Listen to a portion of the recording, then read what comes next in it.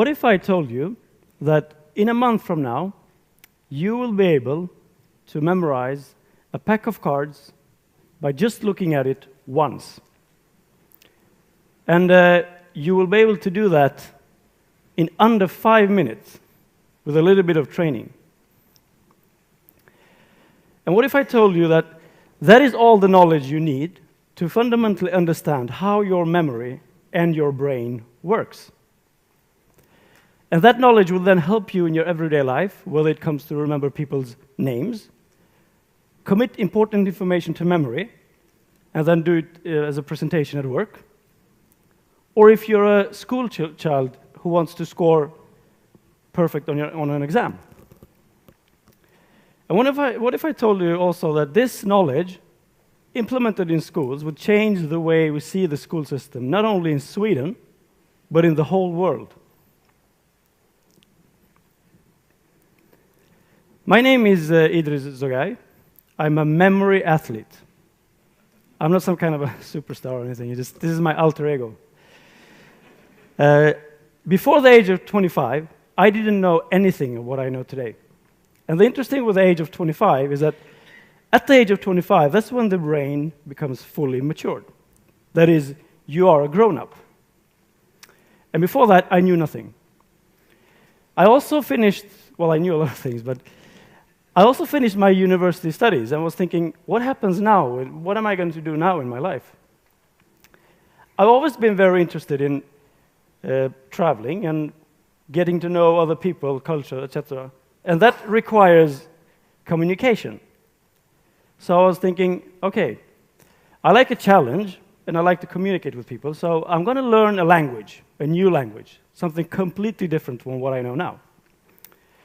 I know the Latin alphabet, but I want to learn something that I don't understand when I look at it. It's like, let's say, Arabic or Chinese, Japanese. Even Hindi crossed my mind. So while I was looking at courses I could take at home, because I was tired of the university life, I accidentally came across a book on memory. And I was thinking, I want to learn this new language the way children do it, by practicing, going somewhere and talking to the people, and in that sense, learning the language. I sort of don't like grammar, so this was my way of cheating away the grammar studies. So I thought, if I'm going to do it that way, I will want to come prepared. So I want to put a lot of words and phrases into memory and then go to that country or that part of the world. And this book of memory was excellent. Why not start to read it and then see what happens? So I ordered the book and started to read and realized that it was apparently all about techniques, like thinking the right way. And it wasn't that difficult. I was very picky with the language I wanted to learn, so I was like reading the book, doing some exercises, and like several years went by, and I didn't find any language to select. But in the meantime, I was doing these exercises and getting gradually better. And another interesting thing about this book was that at the end chapter, this person talked about that you can compete in memory. And I was thinking, what? They have competitions in memory? I mean, this guy, Dominic O'Brien, had won the World Memory Championships 6 times, so he knew what he was talking about. But it was still competing in memory. And I was looking at the levels he suggested that you complete, and I realized, hold on. During this training, I've actually reached many of these levels.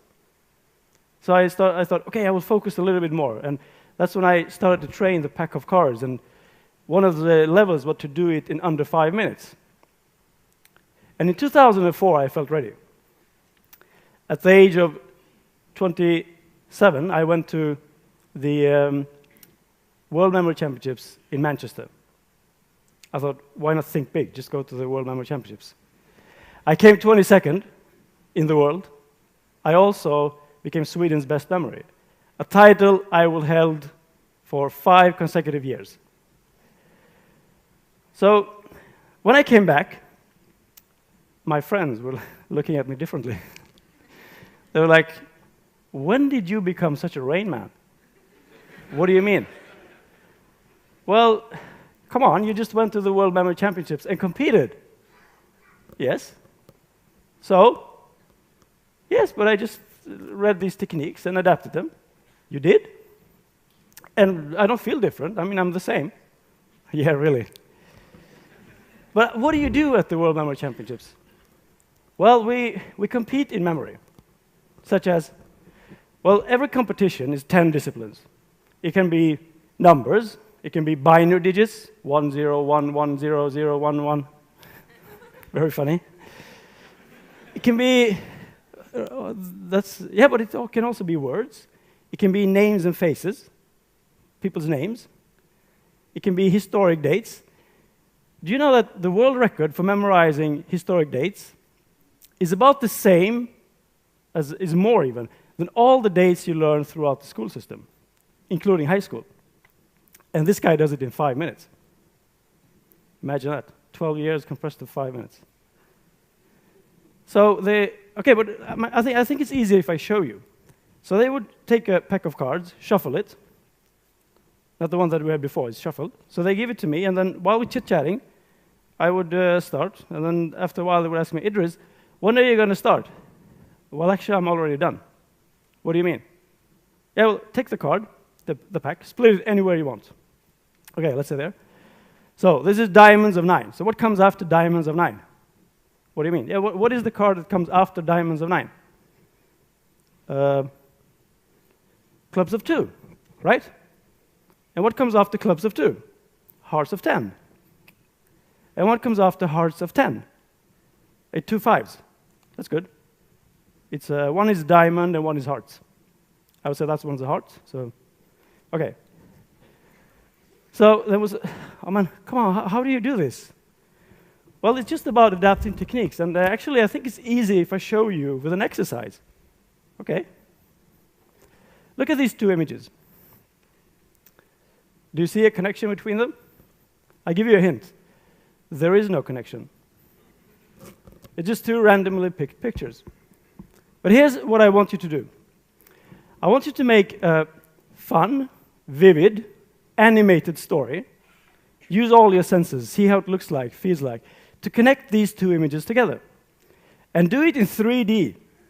Even though you don't have the 3D goggles, your brain is amazing. It can do it anyway. So project it in 3D. I give you a few seconds to do this.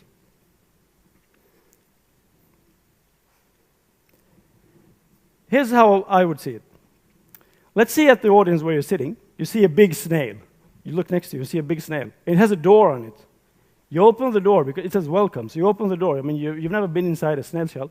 You go in and, oh, it's slimy in here. Why did I do that? Look at these 2 images. Okay? Can you do the same? Make a story? Let's take the stairs where I came up. And you see a flamingo building a big brick wall. So it's like we have to climb over it. It's no point, but... And these 3, what do you think? We all know why elephant, you can see a big elephant there. You all know why they're strong, right? They carry a lot of weight. So and you see a big giraffe up to the screen, and the skier, they're like, woohoo, I'm going to go skiing, yee-hoo! Down the giraffe's neck. Look up on the roof. The last one is a little bit obvious, right? Because you see reptiles, they like to be in the sun. It's quite common. So you might think, this is an obvious one. This one I will remember. And that's the dangerous thing. Because obvious things we tend to forget. I bet I could find people in this room that don't remember what they had for breakfast. Maybe today was different because you were going to TED, so you had breakfast later or whatever.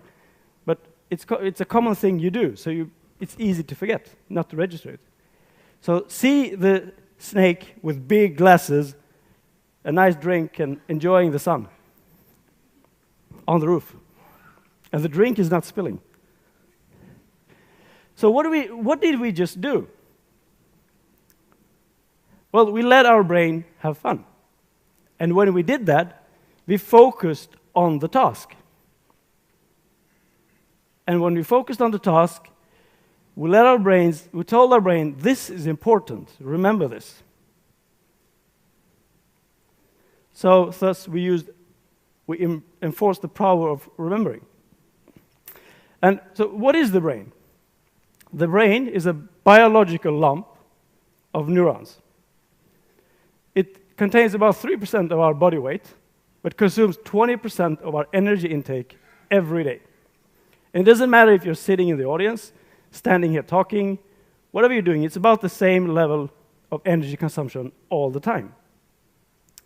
So it has a lot of neurons, and they like to connect to each other. And they can make tens of thousands of connections. This is also why we all are unique. I mean, it's impossible to copy, to make two identical brains. So we are all unique. And the stronger we make the connections, the longer we will remember the information.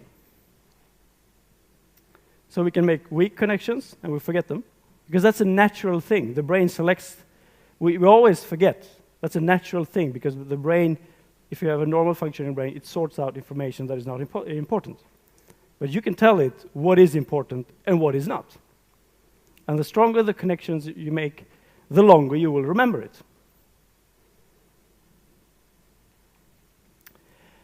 And this knowledge, I would say today that students study too much. And the reason they do, I could say that, is because many students today don't know how to put the information into their brain. So they study and study and study and study. It becomes late. They go late to bed, wake up tired. Instead of putting the information in their brain in the way the brain likes to have it. And then they can rest, commit time to the hobby, spend time with the family, and then do a repetition of the information they learned. But if you don't know that the information is there, you don't trust your brain. And if you don't trust your brain, you study all the time. So I will prove this to you, that your brain actually is better than you might think yourself. The exercise we did before, I do with 5-year-olds. But then we use 30 pairs. So don't feel any pressure. Okay, look at this image. There's something missing, right? I bet your brain fills in the gaps. So if I say wait, you say thank you. And if I say bricks, you say and if I say the obvious one? Thank you. Yeah. If I say door, you say and if I say ski? Yeah. And if I told you, give them to me in the right order as they came up, what would you do? You would close your eyes, go to the first place, go to the second place, go to the third place, the fourth place, and the roof is the last one. Give them to me backwards. You just go backwards. And this is what we do at memory competitions. We just put, now you memorize 10 words. And that's what one of the events, to memorize words. So you can go to a competition and perform. The only thing we do is that we do it faster and longer. I mean, it's very interesting to note that the world record for memorizing a pack of cards, by just looking at them once, as fast as possible, is about the same time it takes Usain Bolt to run 200 meters. Think of that the next time you watch the Olympics. When he starts, you start and see how many cards you remember. Now, I don't know Usain Bolt, but I know the world record holder for the cards, Simon Reinhardt. And I know how much he trains. But I know he doesn't do anything different from what we did just before. So he just structures the knowledge, he puts into his brain. He looks at the information once. And he knows it sticks there.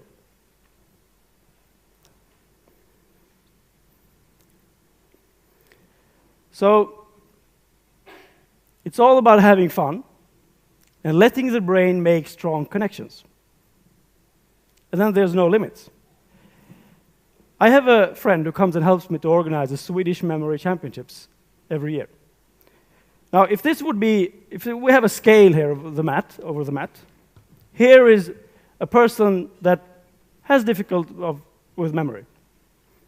Here is the normal, this normal formed bell. Here is what most people would be. And here is where the genius are, the super memories.